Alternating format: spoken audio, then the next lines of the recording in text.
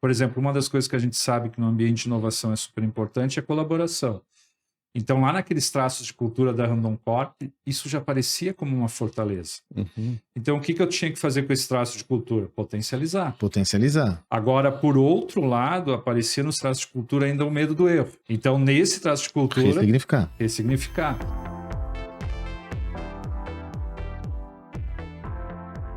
Olá, eu sou o Sandro Magaldi. E eu, José Salib Neto, Salibão. Nós somos autores de 10 livros de negócios, desde que você esteja assistindo esse podcast. Depende, né, Sandrão? Primeiro semestre pode de ser 2025. 12, 13. Pode ser 11, 12, mas é mais de 10, então. Best-sellers como Gestão do Amanhã. Tá? Aliás, é muito legal. Na semana passada que a gente está gravando esse vídeo aqui, nós fomos na editora, recebemos uma condecoração, uma placa comemorativa de 1 milhão de cópias vendidas. Que, na verdade, quando a editora fez a placa, é 1 milhão, mas só que subiu mais 300 mil, né? 1.270.000 agora. e graças a vocês, né, inclusive. E nós somos protagonistas do Gestão do Amanhã podcast. Projetão, né, Sandro? Que delícia, né? Nossa, Começou cara. Despretensioso? Hoje? Além de tudo, é um projeto, né, que já estamos, quanto, mais de 70? Não, 87, eu 87, acho. né? Sempre perco a conta, 88. Então, quanto mais a gente faz, mais a gente sente a pressão para melhorar a entrega aqui, né? Então, a quantidade de horas que a gente estuda para isso é bem importante, né, Sandrão? Convidados especiais. Também. Hoje vai ser uma surpresa para vocês. Mas antes de a gente chegar no nosso conteúdo, é o seguinte. Eu descobri, Salibão, duas coisas que eu descobri. Cada vez como é que eu ver os números. Primeiro, via de regra, quase metade das pessoas são novas no podcast. Então, assim, se você está aqui pela primeira vez, cara, tem mais de 80 programas para você. E mais, Salibão, descobri que mais da metade ainda não segue a gente lá no YouTube. Pô, então não deixa de seguir lá, dá um conhecimento na veia, pô. Um joinha, para você receber as notificações dos nossos conteúdos. Nosso propósito aqui é criar valor. Falando em criar valor, hoje a gente tem um convidado hiper especial de um tema para lá e relevante. Deixa eu te dar o contexto por que você tem que assistir esse podcast. A história de inovação no Brasil e no mundo, ela é recente. Por ser recente, ainda existe um certo ceticismo. Isso daí é só para empresa de tecnologia. Isso daí não é para mim. Desde 2018, nós temos tido a oportunidade de interagir com uma empresa nacional, brasileiríssima, que tem comprovado a tese que a inovação está acessível a todos. E uma empresa não existe, eu sempre falo isso, uma empresa é uma abstração jurídica, né? Por trás de um CNPJ nós temos centenas ou milhares de CPFs. Os líderes dessa organização são muito comprometidos com a prosperidade do negócio. E um desses líderes em específico, que eu tive a oportunidade de conhecer pessoalmente em 2018, né? Graças aos nossos projetos, a similaridade de pensamento, nós nos aproximamos demais por uma sinergia de pensamento. E por que você tem que assistir esse nosso programa? Para você ver como na prática é possível viabilizar a inovação. E como você, líder, pode se transformar por meio de uma referência prática, de verdade.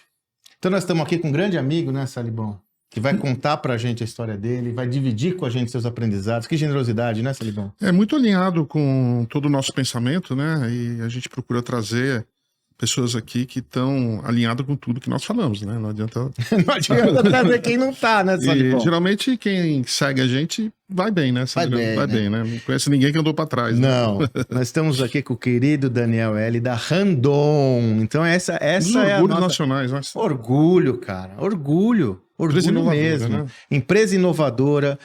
O Daniel vai falar mais, mas de um segmento de origem, um segmento nada glamuroso, né, Daniel? De origem, nada glamuroso, do transporte. Também tem braços na alimentação, enfim, o Daniel vai comentar. Mas desde que eu conheci o Daniel e a turma dele, eu falei, é possível. E o Daniel, nós vamos contar para vocês, tem uma história pessoal lindíssima e está lançando um livro também que vai estar conosco aqui sobre liderança, mas... Vamos deixar o Daniel se apresentar, né? Daniel, muito obrigado, querido. É uma honra ter você conosco. Eu que agradeço aí o convite, né? Para mim é um prazer estar aqui, né? Até fico um pouco nervoso aí. Imagina. Com duas feras aí, né? Mas poder falar na prática também um pouco, né? De como a gente está fazendo esse processo de transformação. A gente agora chama Randon Corp. Randon Corp. Porque dentro da Randon Corp a gente tem 5 verticais de negócios e a Randon é uma das verticais. Onde tudo começou, obviamente, né? Os nossos trailers, as nossas carretas. As carretas de caminhão, né? Da Randon. Quem né? nunca ficou atrás de uma carreta Randon, né? Randon. Esperando para ultrapassar. Então, todo mundo conhece. Qualquer Ali estrada. começa tudo, já são 76 anos, né, de história, a Randon Corp.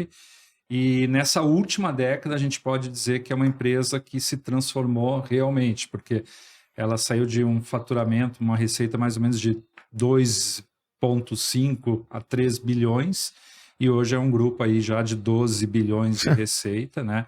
E isso acontecendo, e tem um marco aí... De 2 a 3, por 12 foi um período mais curto, né? Isso aí. Aconteceu nesses últimos 10 anos. Foi depois que vocês começaram a ler nossos livros? Não? Também.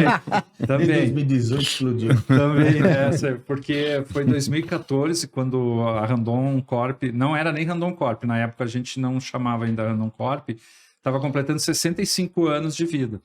E naquele momento a gente se perguntava, né, como a gente ia construir esses outros 65, visto que a gente começava a ver que o mundo estava bem diferente, né? O que vocês escrevem, o que vocês trazem de conteúdo, na prática a gente sente dentro das organizações, ainda mais as organizações mais tradicionais, né?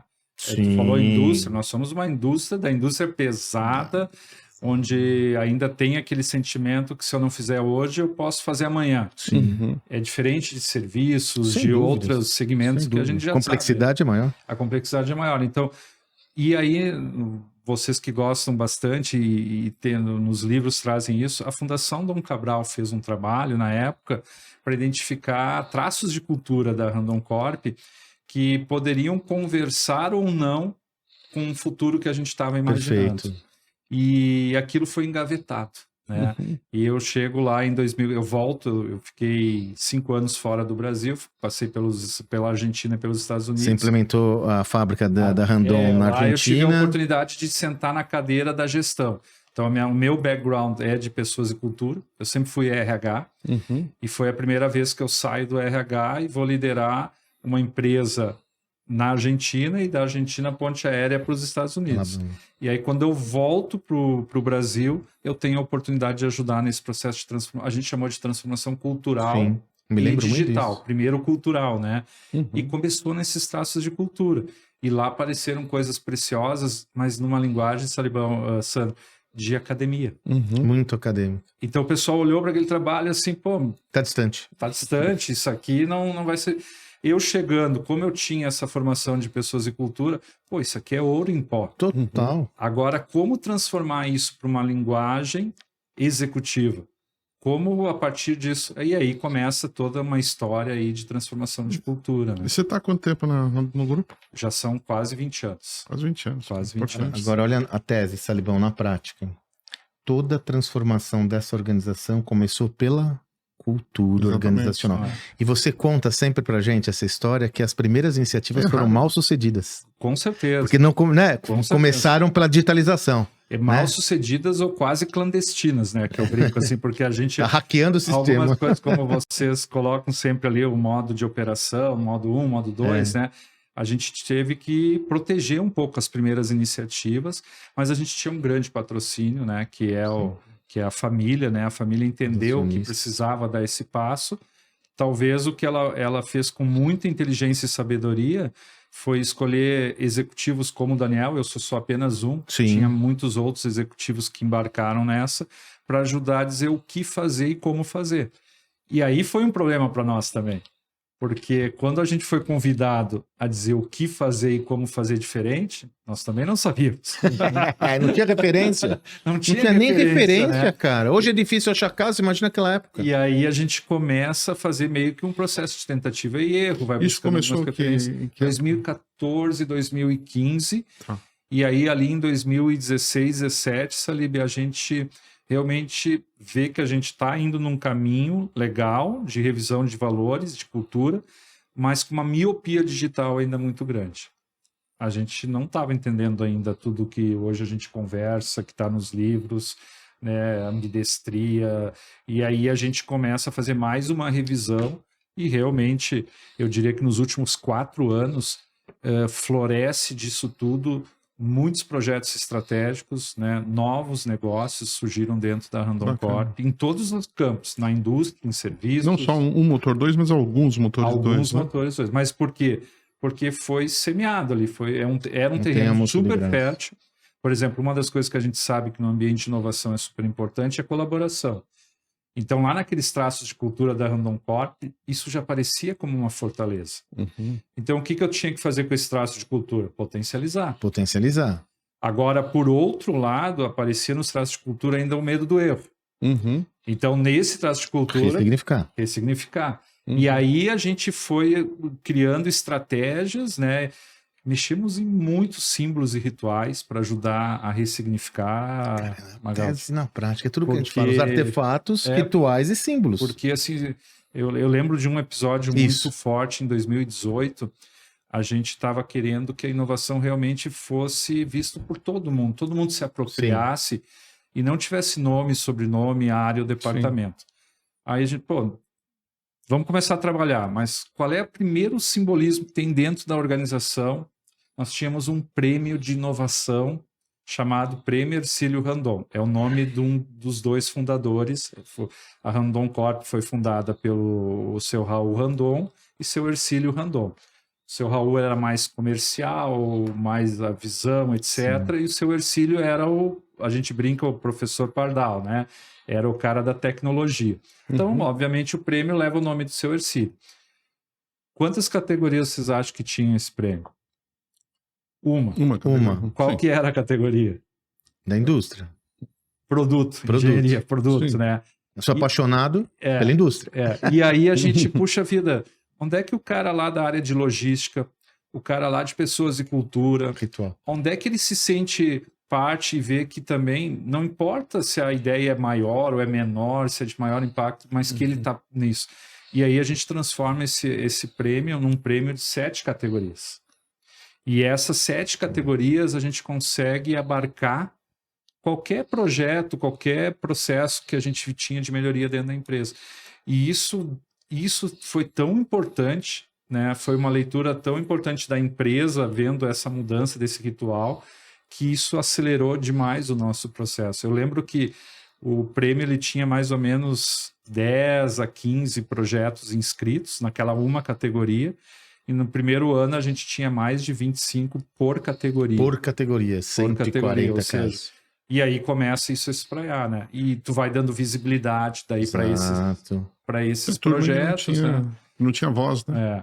E assim, é na clara, né, Salibão? Aqui é um ritual, eu pego um ritual importante do meu sistema de crenças, da minha cultura, ressignifico esse ritual para a cultura desejada e desenvolvo uma série de iniciativas para fortalecer o simbolismo dessa iniciativa, de modo a contaminar cada vez mais pessoas, e o processo vai até que organicamente envolvendo mais e mais pessoas. Ele vai gerando uma gestão pela inveja, assim, até eu brinco, assim, porque a gente, quando começa a ter os primeiros projetos mais, não vou dizer disruptivos, que não é a melhor palavra, mas diferentes, assim, do status quo, assim, nas áreas periféricas. A gente decidiu começar por financeiro, não vai lá no core da indústria, não vai lá na engenharia no início, porque nós íamos levar sem dúvidas, umas bordoadas ali, né? Porque aí tu vai mexer direto no core business, não. E o risco é maior. Vamos pela periferia. E aí, quando a gente começou a ter os primeiros projetos de conexão com startups,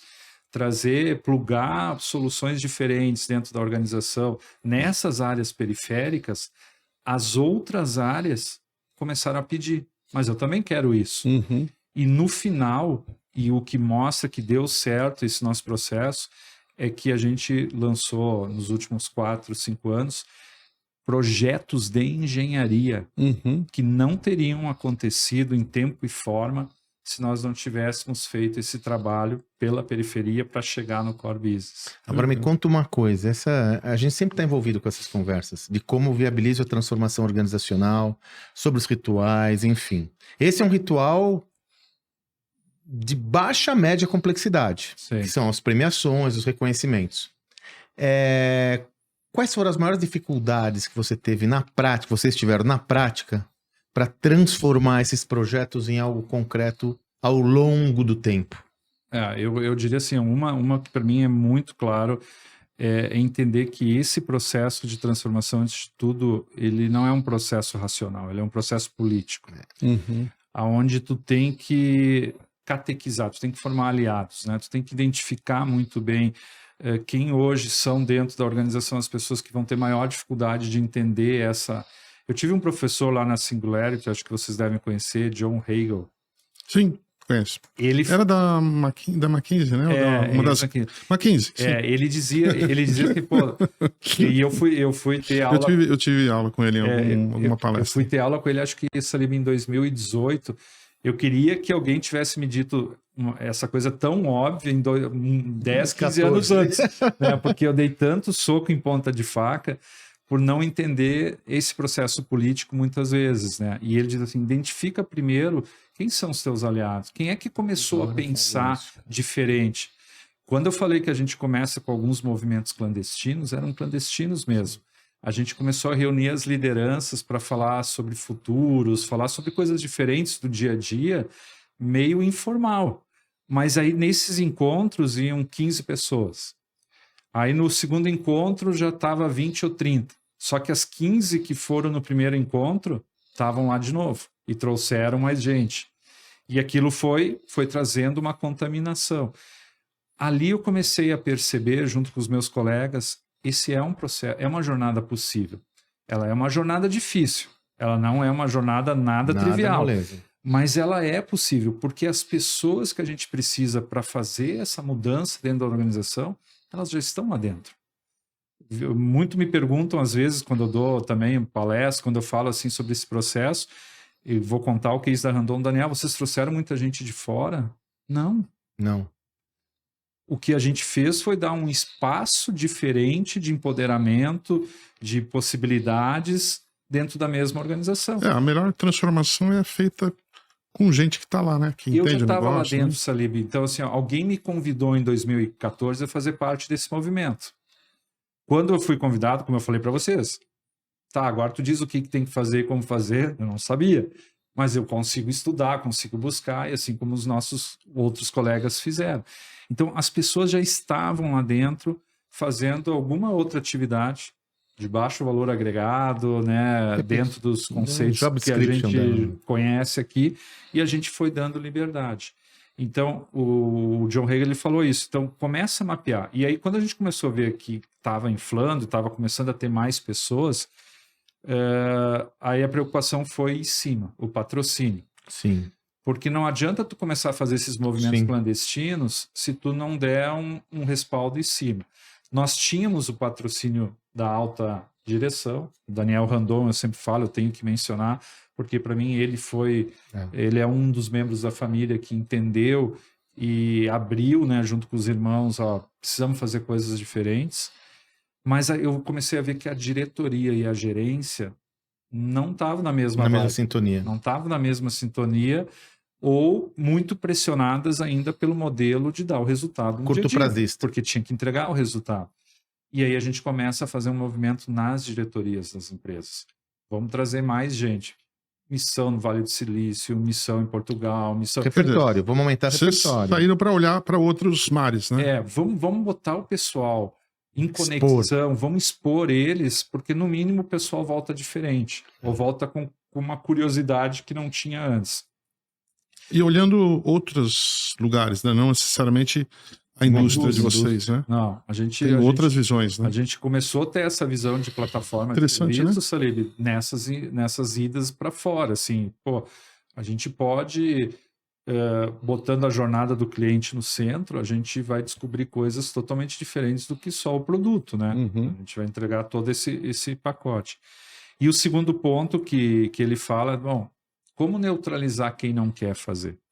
Porque num primeiro momento, esse grupo ele é maior do que o grupo que está a fim de fazer. Vocês são mestres são maiores, não há dúvida. Sabem disso. Ninguém quer mudar. Assim. Aí o Joe Hagel dá a terceira dica, né? Que para mim é a mais preciosa delas, né? Enquanto o teu exército de aliados ainda é pequeno, não bate de frente, né?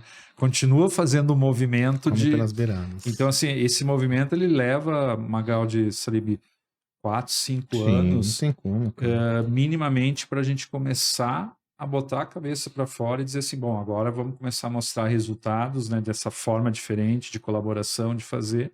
Perfeito. E aí vai dando impulso para o resto, né? E a turma que não comprava a ideia? Tiveram esses caras? Não? Aqui é um ponto bem delicado, assim, né? Porque a gente é uma empresa familiar, então a gente sempre vai ter o conceito de tentar trazer todo mundo para o jogo, né, Salib? E a gente o fez, tá? A gente deu a oportunidade. Mas a gente passou por uma crise muito difícil no nosso setor em 2015 e 2016. Não sei se talvez vocês vão lembrar, mas o nosso segmento, por exemplo, de implementos rodoviários caiu 60% em 2015 e 2016. E naquele momento, então, a gente já tinha uma clareza do caminho a seguir, mas tinha muita dificuldade de tomar decisões difíceis e diferentes. E nesse momento, a gente conseguiu tomar muitas decisões, mas assim, motivado por uma crise. Vamos lá, não foi ainda pelo melhor caminho, né? Motivado por uma crise, e eu, como sou de RH, eu sempre digo, né? Quem tu contrata, quem tu demite e quem tu promove está mostrando o caminho da organização. Eu falo isso 500 vezes. Eu falo que um dos principais artefatos simbólicos de uma organização é como ela contrata, como ela demite e como ela promove. E o mais curioso, né, Daniel, que se você pegar esses rituais em algumas organizações, eu contrato na urgência, muitas vezes sem um critério prévio, um processo bem estruturado. Quando eu trago a pessoa, né, o onboarding é assim, né? Que eu contrato, põe ele ali para acompanhar as pessoas ali. Começa. Ali, ó, vai ficar um dia com o cara ali, vai almoçar com o outro, né? Sim. Eu demito. Hoje em dia, essa história da demissão me causa cada vez mais preocupação, porque as pessoas são demitidas pelo e-mail ou por Zoom. Eu falo, o problema não é só quem você demite. E não tô falando só nas questões humanitárias que deveriam preceder. Fica, né, Sandro? Quem fica? Sim. Caraca, se aquele cara, né? Pô, Como é que ele vai que se falta sentir, é né? isso. E a promoção, que é muito curioso, né, Daniel? Tá recentemente fazendo um projeto numa organização muito afetiva. É acolhedora. Faz parte da cultura. Não tem certo ou errado, né, meu? É o que é. E aí, quando eu falei isso, a promoção, né? O que acontece? Quando alguém é promovido aqui, pra não magoar os outros, fica na manha. Então, quer dizer, o cara foi promovido, Não pode falar parece nada. que ele cometeu uma transgressão, né? Tem que falar baixinho no almoço, né? Aí eu falo, mas peraí. Você deu um prêmio, mas não mostra. Não fala pra ninguém. O cara tem vergonha de ter sido demitido. A gente faz uma comemoração privada. Vai na manhã. Ele fala, por quê? Porque quem fica, ele fala, pô, o cara que tem o benefício da promoção, ele não tá recebendo esse reconhecimento por causa daquele que não teve. Sim. Que tal a gente ser transparente nas relações e conversar com transparência total quais são os critérios que levam esse, aquele ou outro, para aquele que não foi ter a perspectiva de poder fazer a mesma coisa. Desse jeito não vai ter. Você concorda? Mudar para poder. Então, olha que interessante. Esses 3 rituais que são simbólicos, fundamentais para fortalecer os valores que nós desejamos, muitas vezes a gente trata assim, né? Como se fosse trivial. Mas né? isso que tu fala é bem isso mesmo. E nas promoções, uma das coisas que eu percebi, um aprendizado nesse processo, né? Ninguém muda nessa Salib Magaldi se não enxerga um benefício na mudança. Sim, sem falar então, assim, ó, o que levava as pessoas... Aquela coisa, né? Change to what? Né? É isso aí. Como é que ele vai enxergar que tem um benefício e vai fazer essa mudança para depois poder ser promovido, liderar, ser protagonista, inclusive? Tu tem que contar essa história. E aí a indústria ela é muito ruim. A indústria, via de regra, a gente apaixonada pela indústria. Ela é apaixonada por ela mesma, né? Então, assim, uma das coisas que eu sempre... Apaixonada pela carreta. Uma das coisas que eu sempre coloco no nosso roadmap lá, e tá lá, é um dos pilares estratégicos dessa mudança toda, foi marca e reputação. Aí você me pergunta, Daniel, o que tem a ver marca e reputação? A reputação é aquilo que as pessoas pensam sobre nós, né? Sim. Não é o que eu acho sobre mim, é o que vocês... Qual é a reputação que o Daniel tem? A empresa é a mesma coisa. A empresa tem uma reputação adquirida ao longo de 76 anos. Sim. Aí, nos últimos 10 anos, a Randon Corp está fazendo toda essa transformação, tá, Salib? E eu não conto isso. Eu não conto isso nem para o meu público interno, porque, assim, ó, tem pessoas que tu tem que contar. Nem todo mundo consegue perceber e entender os conceitos, a ambidestria, os projetos, a disrupção. Eu não conto nem para meus caras de dentro e muito menos para o mercado. E isso a gente aprendeu que tinha que começar a fazer. Então, um pouco do meu papel, junto com outros colegas, nós não deixamos de ser porta-vozes desse processo para contar isso e mostrar, gente, é possível fazer na indústria. A indústria não precisa estar com essa mentalidade de que se não fizer hoje, dá para fazer amanhã. Dá para fazer hoje, dá para dar o primeiro passo, né? Pô, mas isso é muito interessante, né? E aí, muito disso está relacionado a uma cultura curto-prazista. Porque há uma tendência dessa necessidade de construir essas narrativas e contar essas histórias ser relegada ao segundo plano, porque o negócio é operar um negócio. É. E aí essa relação curto-prazista... Os próprios indicadores entregam para isso. E a gente fala sobre isso... bolsa... No livro de cultura que você acompanhou, né? Eu estive lá na Randon 2 vezes para falar do nosso projeto de cultura. A gente fala do perfil tarefeiro. Né? Todo profissional coisa que aconteceu na Ambev, né? Tarefeiro, Ambev, tarefeiro, porque eu só faço tarefa. Quando nós fomos entregar nosso livro, o Gestão da Manhã, para o Jorge Paulo Lema, né? Ele pediu um diagnóstico, né, do que poderia estar acontecendo na Ambev, e era exatamente isso. O pessoal lá estava com o perfil tarefeiro, né? Ninguém pensava em inovação, em absolutamente nada, né? Que é natural. E aí, a partir da transformação cultural, foi que nós aconselhamos ele, né? E ele liderou o processo de transformação da cultura. Hoje, você vê a Ambev com o Zé Delivery, com a plataforma BIS, com o BISBank. É uma outra boa o que eu percebo, não sei referência. se faz sentido para vocês, empresas que são familiares e se profissionalizaram, como a Randon Corp, mas ainda tem o membro da família em alguma posição, ou no conselho, ou como presidente, isso é mais fácil. Eu acho, sabia? É mais fácil. Eu tô com você. Porque assim, eu vejo da família Randon, nunca foi um indicador da família Randon, não que isso não seja importante, mas o mais importante, o lucro por ação, o resultado no curto prazo. Eles sempre pensaram no negócio de forma sustentável. Quando tu tem alguém que que não é um executivo, porque o executivo muitas vezes tem a agenda dele, né? Tem a agenda dele. E a agenda dele tem que ser muitas vezes de curto prazo para eles permanecer vivo na jogada. Então, eu já vi outras indústrias que são multinacionais e capital lá fora que tem uma dificuldade muito maior. Então, assim, a gente quando teve o patrocínio, quando decidiu fazer, é muito forte. Agora, tem uma história legal, Salibão, na história da Randon, né? Daqui a pouco a gente vai falar onde chegou isso, né? Que é o mais importante, né? Com a estrutura atual.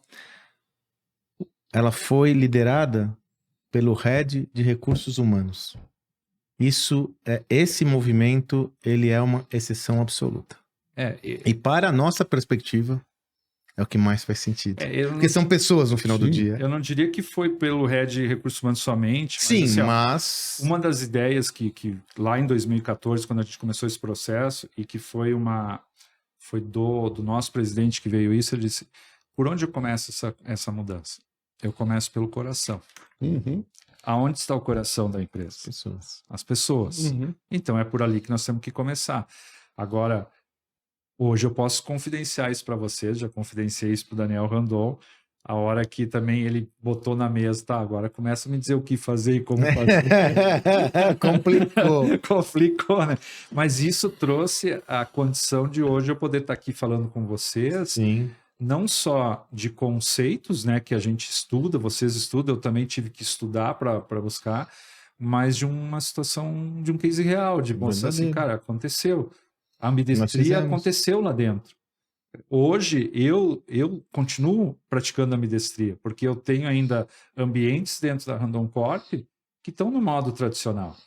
Ela não é toda ela está passando por essa transformação. Que é natural, é uma jornada, né? Uma jornada, e tem áreas que têm peculiaridades que impulsionam essa área mais a eficiência operacional e realização das suas tarefas do dia a dia, que são fundamentais para que a máquina funcione. E que é o melhor modelo para determinadas necessidades. Não tem como. Eu sempre digo, quando tem uma situação de emergência, de crise, não tenta ser muito disruptivo, né? Aciona lá o botão do modelo mais tradicional até, porque tu tem uma crise, tu tem uma contenção de uma situação que tu tem que fazer. Perfeito. Bom, agora, pensar em modelos de negócios diferentes para o futuro, não dá para usar esse modelo. Exatamente. Então, eu no meu dia a dia lá, Salib Magaldi, junto com os nossos colegas lá, a gente senta toda hora nas duas cadeiras. Eu de manhã, às vezes eu estou numa reunião nesse modelo mais tradicional, aí eu até brinco, faço cara de brabo, né? Faço os trejeitos, mas à tarde eu estou lá com o meu squad lá da Hands, da nossa vertical de soluções financeiras, onde eu sou só um elemento, entregando uma parte numa competência para alcançar aquele projeto. Mas de manhã eu estou numa reunião formal onde o Daniel é o vice-presidente executivo, sabe? E aí eu tenho que fazer... Ambidestria na veia, né? Aí depois eu fui ler os livros de vocês e outros livros, eu descobri, tem um nome para isso, né? Tem. Essa capacidade, né? Motor 2, né? E o motor 2, né? Que negócios surgiram a partir dessa transformação? Excelente pergunta. E eu acho que vale a pena a gente pegar carona nessa fala. Para ficar mais tangível. Para ficar tangível. Como é a organização hoje à luz desses projetos que surgiram? É bem diferente, né? Do que 10 anos atrás. Eu vou citar dois que, assim, para mim são bem marcantes, né? Um que é na própria engenharia, que é no core. Como eu falei, a gente começou pelas periferias, que tinha medo de ir direto no core e... Sempre recomendamos isso. E ser rechaçado pela organização. A transformação começa pela... Depois que... E um risco menor, né, Salibão? Pra gente... Quick wins. Vamos ganhando aqui, ó. Depois que isso começou a tomar forma, foi conquistando, né, e foi criando aquela situação, puxa, eu posso fazer um processo de engenharia diferente também, né? E o projeto mais marcante é o nosso eixo ESIS, né? O nosso projeto ESIS. O que é o projeto ESIS? Vamos quebrar vários paradigmas aqui. Primeiro, uma carreta, ela é puxada ou ela traciona? Ela é puxada. Ela é puxada. Não dá para botar dar uma tracionada na carreta, não para empurrar o cavalinho, obviamente que não é essa a ideia, mas quando essa carreta estiver subindo uma lomba, um aclive, que ela possa ter energia na carreta, que num eixo de tração com regeneração de energia, que possa ajudar ela a ficar mais leve e, obviamente, vai consumir menos combustível e também a manutenção, que é punk, né? E aí a gente aí se reuniu lá no Instituto Hercílio Randon, é o nosso instituto. Só que esse é um projeto de engenharia, Salib Magaldi, eu estou falando pelo que os meus colegas engenheiros falam, tá? Porque eu não tenho essa propriedade. Que ele levaria entre a prototipação e colocar ele no mercado 6 a 7 anos. Porque isso envolve um monte de certificações, envolve... não tinha nem legislação para começar para rodar com um eixo... o ESIS nas carretas, né? Ele pode ser considerado força motora e aí ser tal qual o cavalo, né? Mas aí, por que levaria 6, 7 anos? Porque a gente faria na mentalidade que a gente sempre fez os projetos, dentro de casa, com a equipe de engenheiros. Esse projeto ele foi feito com 3 empresas da Randon Corp, que tinham a ver, né? Quantas empresas são no grupo hoje? Hoje nós estamos com mais de 20 já. Né? Mas naquela época nós éramos 8 ou 9 empresas. Então, pensa assim, 1/3 das empresas da Randon Corp estavam envolvidas no projeto. Tinham 6 empresas fora, externas. Ou seja, estava uma VEG lá. Toda a parte ali das baterias, a gente fez o desenvolvimento com a VEG. Antes eu podia tentar fazer dentro de casa. Não, cara, vamos trazer. E tinham 5 startups. Nunca tinha acontecido um projeto de engenharia dessa magnitude com esse nível de colaboração para dentro e para fora. Esse projeto ele foi concebido em 2019, né, o projeto, e ele foi colocado em comercialização em 22, a primeira unidade. Né? Foi na Fenatran de 22 que a gente... Nesse meio tempo vocês tiveram... A gente teve o Covid também, né? Teve a Covid. Que pegou na indústria...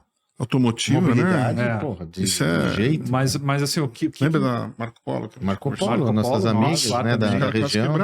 Nós paramos. Então, assim, um projeto de 6, 7 anos, tu traz para 3 anos.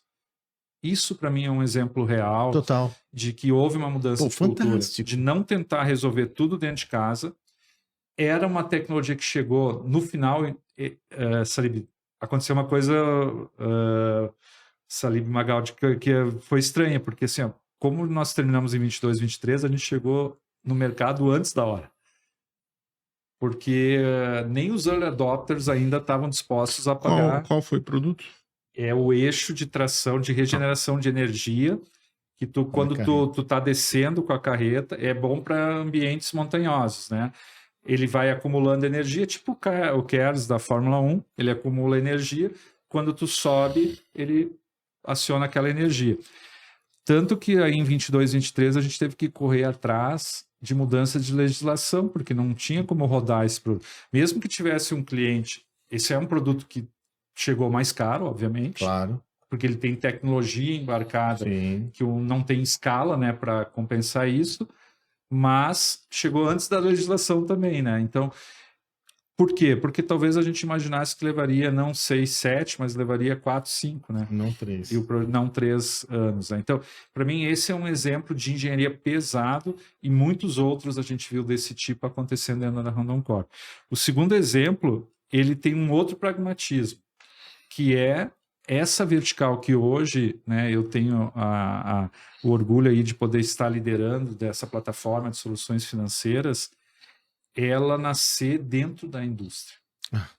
E ela tomar a proporção que ela está tomando, porque uma coisa, Magaldi, eu acho que tu vai concordar, Sribi, uma coisa é tu já nascer digital. Nativo. Tu já nascer em serviço. Total. Outra coisa é tu pegar um banco de montadora tradicional e um consórcio tradicional, que eram os 2 business que a gente tinha de serviço, e a partir disso somar vários outros e transformar numa plataforma dentro de uma cultura e de um ambiente de indústria predominantemente.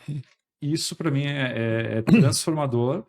A gente poder estar hoje falando da Hands, né, se chama Hands, inclusive ela tem uma marca e a nossa plataforma ela quer entregar, ela quer transformar, né, o ecossistema de transporte e logística, né, tornando coisas que são extremamente difíceis de se fazer hoje fáceis, com tecnologia. Ela entrega, então, uma camada de serviços, que vão de serviços financeiros a outros serviços acessórios. Pensa que tu coloca acima do produto uma segunda camada, que hoje, qual é a entrada do nosso cliente? É pelo produto. Pelas autopeças.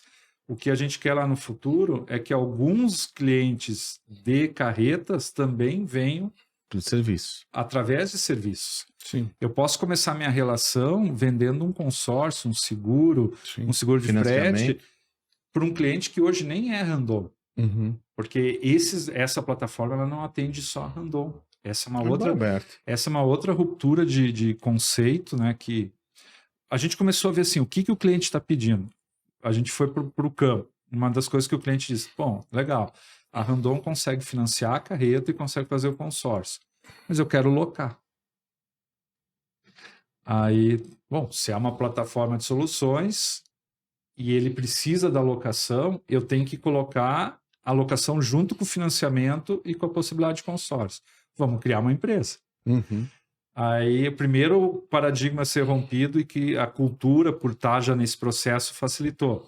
Tá, então vamos criar uma empresa de locação de carreta Randon. Não. Uma empresa de locação. Uma empresa de locação. Porque se o cliente, por algum motivo, não tiver a disponibilidade do produto Randon, ou até mesmo não queira a carreta Randon, eu não vou locar? Lógico. Bom, morreu uns 4 lá dentro. Porque tu imagina tu romper esse conceito. O segundo conceito que teve que ser rompido. Pô, esse é um negócio alavancado, com capital de terceiros, precisa capital próprio, capital de terceiros muito forte. Não vamos fazer sozinho, vamos fazer com um sócio. E vamos fazer 50-50. Nenhum vai ser controlador. Aí a gente fechou essa parceria com a Gerdau, né? Se criou, hoje é uma empresa que se chama Adiante, ela já é a 3ª, 4º player em 2 anos no mercado. Ela é uma JV da Randon Corp com a Gerdau, 50-50, sem nenhuma sendo controlador. Então, isso era coisas que eram impensadas. Então, tu vai vendo assim, ó, por que a gente está conseguindo romper alguns...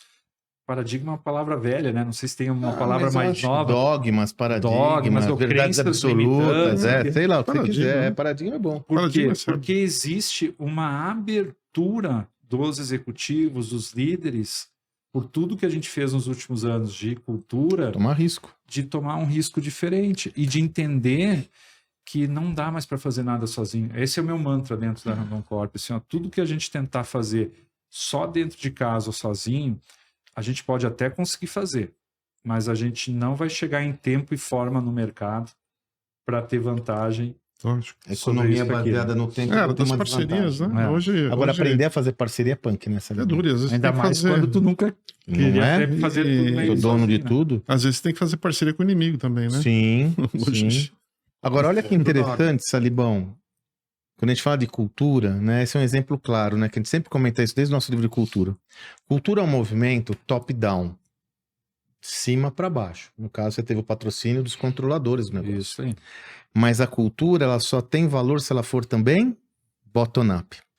Eu vou lembrar de uma coisa, não sei se você vai lembrar. Quando eu fui lá dar uma palestra, eu tinha uma pirâmide que eu falava isso. Cultura é top-down e bottom-up. Eu lembro. Aí você falou, Sandro, vamos melhorar esse desenho? Ela é de cima para baixo para cima, dos lados. Ela tem que ser do meio pro no lado. meio pro lado. Você pro falou meio, isso, eu mudei meu slide. Lembra? Sim, eu lembro. Porque é isso. Olha que interessante. Porque você fala, não, cultura tem que ser top-down. Sim e não, porque se na base não houver o consenso, o entendimento, as pessoas vivenciarem a cultura, não vai funcionar. Porque quem faz é a base. Mas por que eu te falei isso naquela época? Assim, porque na pele, o que a gente vivenciava? Que esses processos de transformação, eles são meio caóticos, assim. Meio caótico. Porque quando tu começa a sensibilizar, a evangelizar, quando as pessoas começam a ver valor nessa mudança, chega um momento que ela começa a vir de tudo que é lado. Ela não vem só de cima para baixo, por isso que eu te falei, ela vem de baixo, mas ela vem do meio para o lado. Quando tá ficando maduro, O que era o meio para o lado naquela época que eu me referia? Era aquilo que eu te falei, a gente começou pelas periferias, mas aí o core começou a pedir. Então veio do meio para o lado, do lado para dentro, né? Que a demanda começa a existir. Não tem um sentido. Aí eu acho que vai entrar um ponto que foi onde eu me dediquei nos últimos anos, e vocês também, eu sei que é o ponto de vocês. Quem é esse líder? Que vai orquestrar, que competências tem que ter esse líder? E aí eu senti na pele, né, Salib? Porque assim, ó, a minha escola, eu tenho 3 décadas de formação executiva, vamos pensar assim.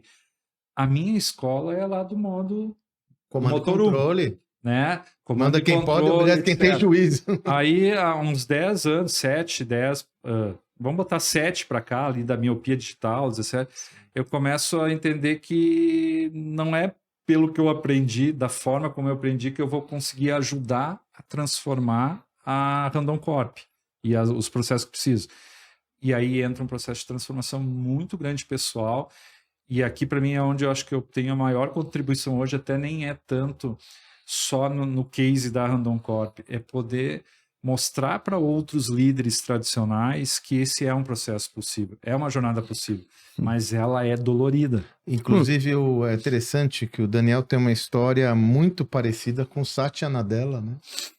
Porque a história de transformação pessoal do Daniel, ela é linda porque ela é derivada de uma relação pessoal com sua filha, né? Isso aí. Vale a pena compartilhar essa...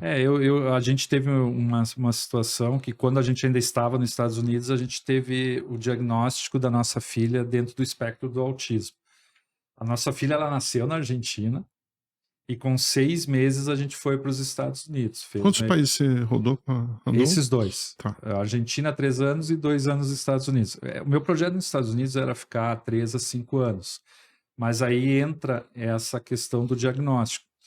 E eu, como um executivo tradicional até então, o que um executivo tradicional sempre faz frente a qualquer situação, até de problema na família? Prioriza o trabalho. Uhum. Então foi a primeira vez, hoje eu não tenho vergonha de dizer isso, sim, né? Foi a primeira vez que eu consegui priorizar minha família antes do trabalho. E quando a gente teve o diagnóstico, uma das coisas que foi falado lá é que ela teria dificuldade com 2 idiomas. E um dia eu voltaria para o Brasil. Né? Então, puxa, a vida é mesmo, né? Um idioma já seria desafiador. Ela estava sendo alfabetizada em inglês e a única certeza que eu tinha é que eu voltaria para o Brasil dentro desse processo. Imagina para um executivo tradicional que o sonho é poder ter uma experiência lá fora. Liderar um projeto nos Estados Unidos, nos Estados Unidos, cara, fecha tudo, vamos voltar. A prioridade é isso. Mas antes dessa decisão, acontece 2 coisas muito importantes, assim, que para mim me acompanham até agora, né? A primeira é a gente se inscreveu, Salib, num programa lá do... Primeiro eu descobri que eu não fui para os Estados Unidos, eu fui para o Alabama, tá? Depois eu descobri. São coisas diferentes, né? Mas no início a empresa me disse, cara, tu foi promovido, agora tu vai lá para os Estados Unidos, né? Peguei e fui, né?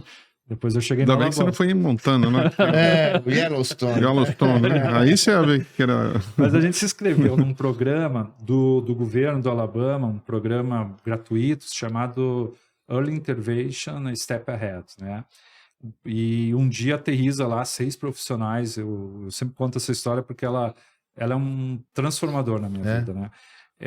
Descem 6 profissionais, chegam cada um no seu carro, nos Estados Unidos, né? Vem cada um no seu carro.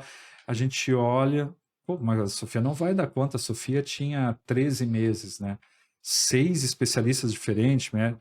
E a gente descobre que aqueles profissionais, de forma gratuita, estavam ali para cuidar do Daniel, da Raquel, que é minha esposa, do Samuel e do Gabriel, que são os irmãos da Sofia. Incrível, né? Que Economia. incrível, né? Cara, quando eu Essa vejo... parte dos Estados Unidos é fantástica. Quando eu vejo o pessoal isso, se ajuda mesmo, né? mas assim, ali eu descobri o que é a tal da lógica da abundância. Foi ali que eu comecei a entender Interessante. a diferença da lógica da escassez para a abundância. Porque a minha vida foi a lógica, como executivo, foi a lógica da escassez. Entra numa empresa, ajuda, tu tem que ser melhor do que o outro. Não sei o quê. Todos voluntários, o propósito maior que estava ali era ajudar, cuidar de quem cuida, né, dentro do espectro do autismo, e cada um entregando uma competência ali para dar melhor amparo para nós, né? Cara, quando a gente volta para o Brasil, depois, só para fazer um gancho, a gente volta para o Brasil em 2014, que praticamente autismo se falava muito pouco ainda no Brasil. Em Caxias do Sul não tinha nada, né? E aí a gente começa a fazer todo um trabalho. Hoje tem um instituto chamado Unitea do autismo, são mais de 500 famílias que a gente... Mas a gente pegou todo aquele conhecimento que a gente aprendeu lá nos Estados Unidos, a minha esposa traduziu o material e começou a treinar as mães que estavam passando pela mesma coisa. E aquele grupo de mães foi aumentando, foi aumentando. E aí eu comecei a ver, gente, quando no meio não está a empresa A ou a empresa B, não está o Salib, não está o Daniel, não está o executivo X ou Y, e tem um propósito, todo o resto começa a orbitar ao redor disso, sejam organizações, pessoas, e cada um entrega uma competência para isso. Por que não dá para fazer isso dentro do mundo organizacional? Esse é o que a gente chama do líder. Com a inovação. Isso é o que a gente chama do líder colaborador, que cria ambiente colaborativo, cara. Isso. Não é não? E aí entra... É criar ambiente colaborativo. E aí, Magaldi, entra a questão da inovação. Se a inovação é o nosso grande propósito, é transformar, tirar o medo do erro, fazer com que todos se sintam parte, criar essa ambidestria, o Daniel vai entregar uma coisa dentro disso, né? Eu vou buscar outras empresas, tu foi lá dar palestra, outras organizações, o ESIS, vou buscar outras 6 empresas, vou me conectar com startup, e aí começa a ter uma dinâmica diferente. Mas eu fui aprender isso não dentro do mundo organizacional. Eu fui aprender isso através dessa experiência. E aí é curioso, né? Porque a gente conversou muito sobre isso, sobretudo, daqui a pouco a gente fala do seu livro. O exercício da ambidestria também é derivado dessa perspectiva, né? Sim. Dessa sensibilidade sua, porque hora você tem um modelo comando-controle, hora você tem que ter um modelo caótico, né? Na relação com a sua filha, e que dá para fazer isso no mundo dos negócios, porque o mundo dos negócios é isso. Mas o mundo dos negócios tem uma variável, e vocês abordam muito bem isso nos livros de vocês também, que é o poder, os egos e as vaidades. Para te poder romper essa lógica de escassez dentro do mundo organizacional para uma lógica de abundância, o primeiro que tem que ser transformado é o Daniel Eli. Porque enquanto eu trabalhar no modelo de escassez que eu aprendi, onde o que vale é o meu título, é o meu cargo, é a competição com o meu colega, é o meu ego, eu não consigo entrar nessa lógica. Eu fui convidado a entrar nessa lógica de uma forma dolorida. Vamos pensar assim, né? A nossa família foi convidada por um outro caminho, mas talvez por esse background de pessoas e cultura, etc., aquilo para mim foi um insight, né? Foi uma coisa tão clara que ficou para mim assim, cara, isso tem que vir para dentro do mundo organizacional.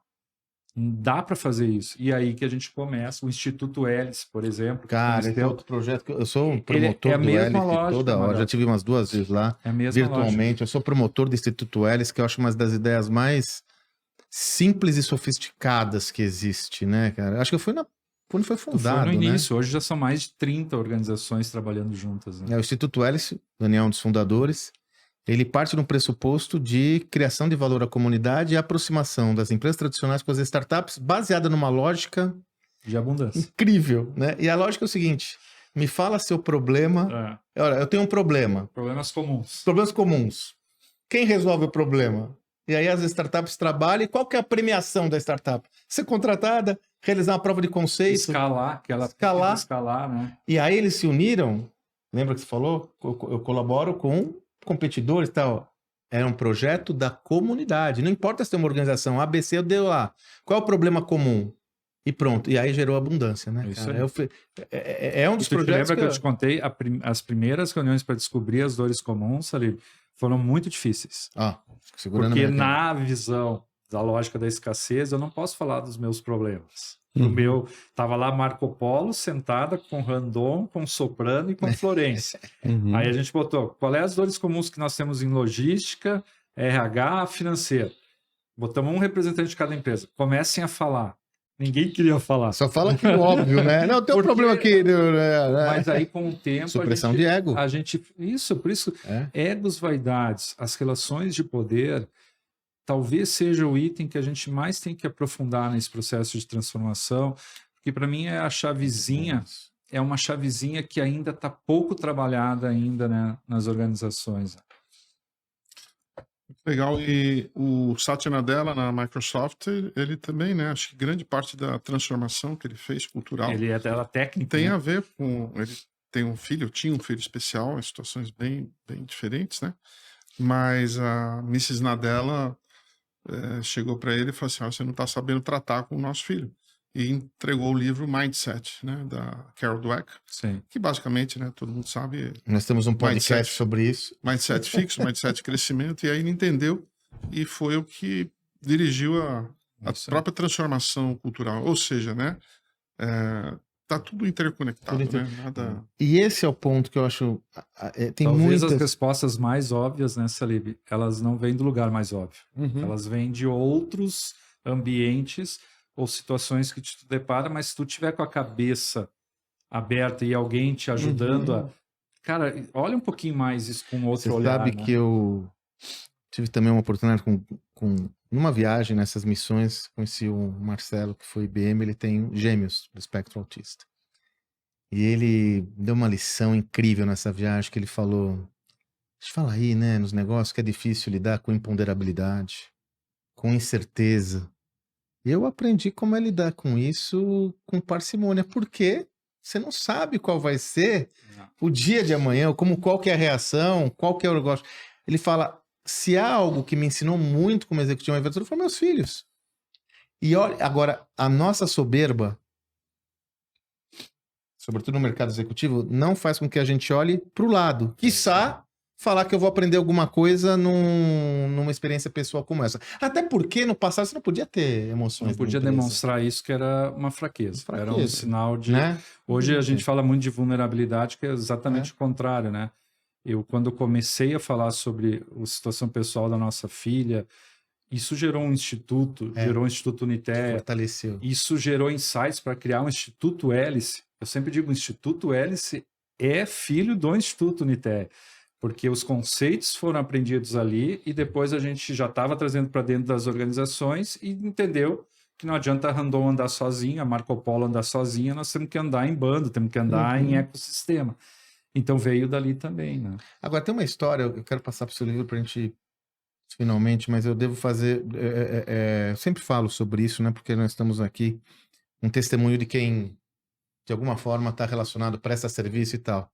Isso é uma característica na Serra Gaúcha interessante em relação a esse mindset de grupo e até nível de consciência e repertório. Por isso que eu sempre insisto, Daniel, para que a gente promova a mudança, também é necessário ampliação de repertório. Perfeito. Tem que ter um repertório mínimo para a gente conversar. Perfeito. Por isso que eles investiram tanto lá atrás no letramento dessa turma. E hoje eu percebo isso. Você foi lá também naquele evento que você foi em Caxias também, não foi? Várias vezes para Caxias. Aquele almoço que você teve foi da Associação Comercial, não foi? Da SIC? Sim, a SIC. Pô, eu tive também num evento da SIC lá, fiquei impressionadíssimo. Eu tinha 500 pessoas, aliás, o Daniel estava comigo. E aí, então, ó, pra gente ir afunilando aqui, cultura organizacional é o habilitador da mudança. mas ela acontece por meio das pessoas e tem uma camada fundamental que é a liderança. E aí o Daniel generosamente tem compartilhado todo o seu conhecimento nessa obra, O Líder em Transformação, que ele lançou recentemente, né? Foi um ano? Setembro do ano passado. Nem um ano, né? Eu tenho a honra de ter escrito o pós-fácil. O Daniel Randon, né? prefácio. Né? Daniel Randon, prefácio, onde ele compartilha toda essa visão. Nós vamos até antecipar nossa dica de livro hoje, né, Salivão? Porque essa é uma das dicas mais preciosas. O que a gente encontra aqui, sobretudo, é uma visão técnica, porque o Daniel é profundo, você já percebeu, mas também muito exemplo prático. A nossa perspectiva, Daniel, é que vocês são um exemplo concreto da nossa tese. Para que seja possível promover a transformação, eu tenho que ter, de um lado, um conjunto de conhecimento importante, que é o nosso repertório, Perfeito. e do outro, a praxis. Só a praxis também não resolve. Perfeito. Só a teoria não resolve. Então, é necessário unir essas duas relações. Não me parece, Salibão, que seja à toa que a Randon conseguiu promover a transformação, porque ela, de fato, uniu esses dois vetores, né? Com certeza. Casos assim são raros, né, Sandrão? Não é fácil, né? Sandrão e eu passamos aí muito tempo buscando cases, né, de empresas tradicionais que conseguiram fazer transformação e é muito difícil. É muito difícil. Tanto é que você vê o número de empresas que desaparecem, que quebram, né, que perdem a sua relevância. Nunca na história do mundo da gestão aconteceu como está acontecendo nos últimos 26 anos, né? Eu toda hora já está duas marcas por semana agora. É que tudo é acelerado, assim como é acelerado tu criar novos negócios, é acelerado. Já não cabe mais, assim, eu estou tendo que criar novos slides, porque o número de empresas. Então, assim, o que vocês conseguiram fazer é muito bacana, né? E o que você conseguiu colocar aqui no seu livro, né? Que está muito alinhado com o nosso... Muito alinhado, cara. Liderança disruptiva. Não, né? assim, tem tudo a ver com liderança disruptiva, tem tudo a ver com cultura, tem tudo a ver com motor 2, está tudo aqui. Ele conseguiu botar todos os conceitos. E é fato. Fato, tá tudo tem aqui. um capítulo que é o case da própria Randon Corp. Eu conto, não todo, né? Não tem espaço para isso, mas eu conto um pouco desse clandestino, de como as mudanças de símbolos rituais, hackear o sistema, eu vou contando isso aí. Aliás, eu só preciso finalizar uma coisa que uma das coisas que mais me chamou a atenção na Randon a gente tem também a nossa fala. A transformação cultural acontece a partir da essência do negócio e não subjugando a história da organização. A Randon, desde muito tempo, tem um centro de memória. Isso. Vocês chamam de centro de memória? É um memorial. Tem o memorial, que preserva os valores essenciais dos fundadores. Né? Então, se você vê lá a essência, para que todos lembrem, a todo momento, que esse processo ele emergiu daquela essência. Aquela essência a gente não pode jogar fora. E aquela essência, né? Eu acho que eu acabei não comentando, mas quando eu falei lá no início, que a gente começou pelos traços de cultura que precisavam ser fortalecidas e o Depara, a forma prática de fazer isso foi ressignificando os valores que já existiam. A gente não mudou nenhum valor. A gente só explicou o que seria esse valor dentro dessa ressignificação agora, né?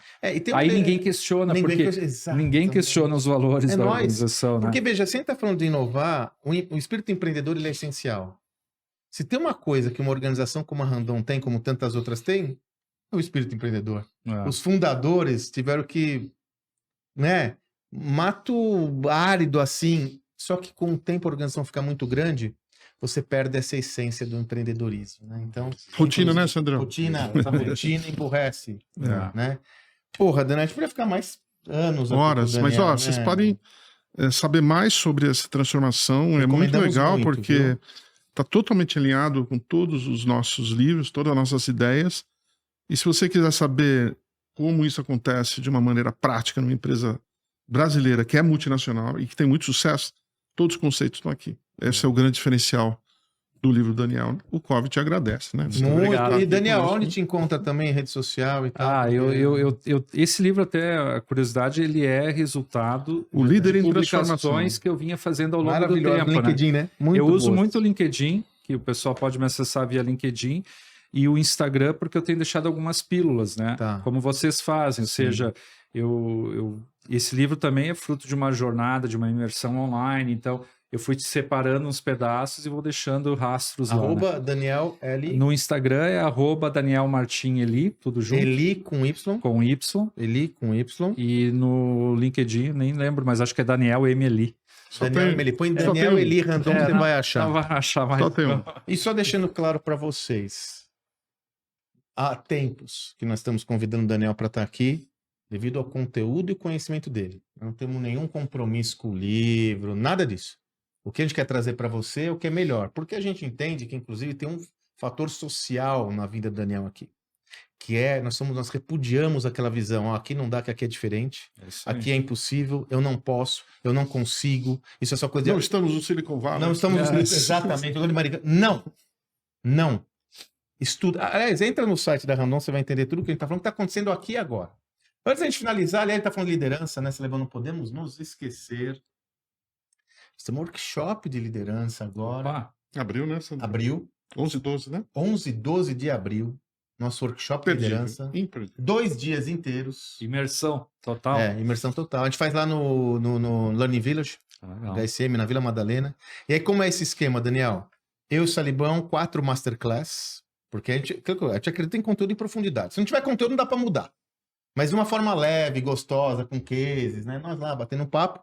Convidados, né? Nós estamos convidando o Daniel, assim que der uma agenda, quem sabe lá de inovação e tal, o Daniel vem com a gente. Convidados, então convidados hiper especiais que vão estar com a gente. Por exemplo, a gente vai fazer uma dobradinha deliciosa, né? Uma das obras do Salibão, o Algoritmo da Vitória, um estudo extenso, analisando o que está por trás da mente dos principais coaches esportivos do mundo. Projeto de 5 anos. Projeto de 5 anos. Que legal. E como eu trago isso para o mundo empresarial, tem tudo a ver.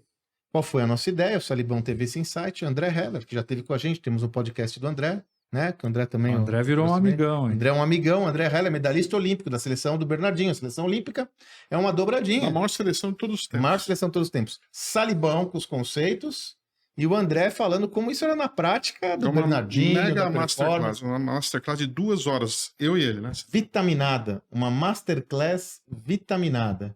Então, temos convidado, vamos ter o Conrado Schillohauer para falar, que é autor do Lifelong Learning, eu também contribuí aí com o projeto do Conrado, incrível, um dos maiores entendedores de aprendizado do Brasil, para falar sobre o líder que aprende e dinâmicas, né? Nosso Paulo Campos está sempre com a gente lá, ajudando a gente nas dinâmicas, enfim. Imperdível. E mais, né, Sandrão? Vamos já antecipar. O que mais? Pô, vamos antecipar já. Mesmo, esqueci. Vamos antecipar o conteúdo do nosso próximo livro, que é sobre perguntas, né? A gente entende a ciência das perguntas? A ciência das perguntas. Estamos finalizando o título. A arte de fazer perguntas transformadoras. Por quê? A gente vive numa época onde cada vez mais a resposta está virando uma commodity. A inteligência artificial hoje já tem nível de PhD em qualquer coisa. O que vai fazer a diferença é a qualidade da pergunta que você vai fazer. Nós temos que aprender a fazer perguntas. Estamos estudando esse tema já há muitos anos, né? Eu, particularmente, convivi com o Peter Drucker e o Jim Collins, somando os dois, deu 40 anos. E toda vez que eu estive com eles, eu ia com perguntas e voltava com mais perguntas. E com isso a gente desenvolveu esse conteúdo. Esse livro vai sair em junho. Então, quem tiver lá já vai ter... Primeira mão. Acesso em primeira mão, Sandro. Você gostou da minha aula, né? Que você viu? Pô, eu quero o livro. Vai ser bom esse livro, tá? O livro tá incrível. Cara. Tá muito legal. Acho que não vai dar tempo de estar lá, mas a aula vai estar. Tá incrível. Fechou? Que dia é esse, Libão? 11 e 12 de abril. 11 e 12 de abril. Você quer participar? Vamos deixar aqui o QR Code, o link. Faz a sua inscrição, mas assim, é uma candidatura, porque a gente analisa cada participante para ter muita interação, né? 50 Sandro? participantes, a gente de fato preserva pelo networking ali. Beleza? Gostou? Eu curti. Dá o seu like aqui, vai seu comentário. Daniel, muito obrigado. Eu que agradeço a oportunidade de compartilhar com vocês. Quem está nos acompanhando foi brindado com uma hora de aprendizado incrível. Aliás, quem está aqui conosco, né? A gente não somos aquele podcast que convida pessoas medianas, só convidamos pessoas brilhantes. Né? Para estar aqui, né, Sandrão? Só quem tem estofo. Senão, fazemos só nós dois, né, Sandrão? Nós podemos fazer. Somos 2 brilhantes, né? Pois então, cabeças brilhantes. Cabeças brilhantes. Daniel, muito obrigado pela oportunidade. Valeu. Aí, e vamos em frente aí, porque temos muita coisa ainda para fazer junto. Não deixa de seguir o Daniel, hein? Não deixa de seguir o Daniel. Valeu, gente.